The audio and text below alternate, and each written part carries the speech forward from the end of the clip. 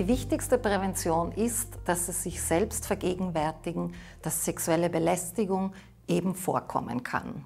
Und dass es dann keine große Überraschung oder gar schockierende Überraschung ist, wenn ein diesbezüglicher Verdacht auftaucht.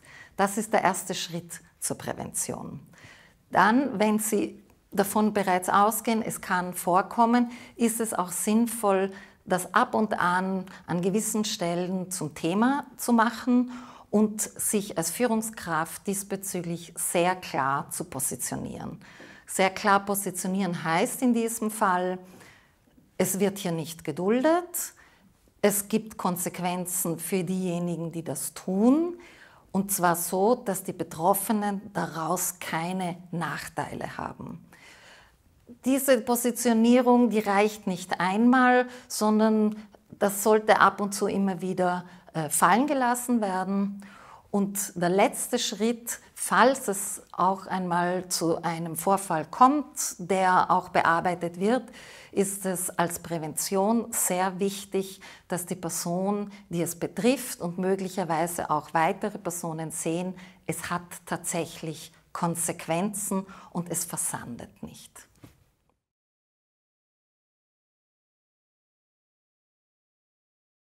Gerüchte haben einen unangenehmen Beiklang. Sie sind oft der Hintergrund für eine Rufschädigung, für eine Verleumdung.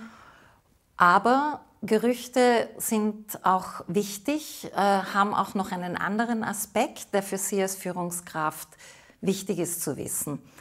Manchmal ist es so, dass ein Gerücht daraus entsteht, dass Menschen, die bereits Belästigung erfahren haben, andere vor jemandem warnen und sagen: Achtung!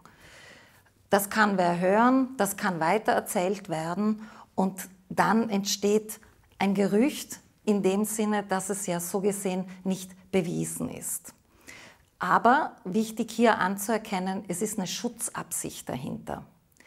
Eine andere Ebene, die es ernst zu nehmen gilt, ist, dass ein Gerücht, ein nicht so präzises, nicht auf Meldung und Beweis ausgerichtetes Sprechen über einen Vorfall manchmal die niederschwelligste Form ist, für Betroffene überhaupt darüber zu sprechen. Und überhaupt ins Sprechen zu kommen, da ist meistens ein langer Weg dahinter und es ist sehr notwendig, dass Betroffene den Schritt irgendwann für sich gehen können. Das heißt, ein Gerücht kann auch diesen Hintergrund haben, dass jemand überhaupt zum Sprechen angefangen hat. Jetzt ist das ein Spannungsfeld zwischen, läuft eine Rufschädigung oder ist was dahinter.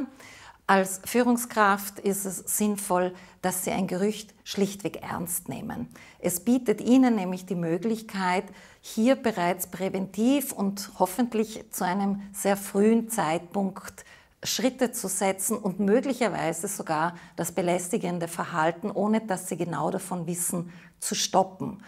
Wie können Sie das machen? Indem Sie genauso allgemein einfach darüber sprechen oder dass Sie neues Informationsmaterial bringen von den verschiedenen Stellen, die diesbezüglich auch an der Uni Wien existieren und ganz allgemein sich positionieren, was Sie von sexueller Belästigung halten, wie sie aussehen kann und dass sie von Ihrer Seite nicht geduldet wird.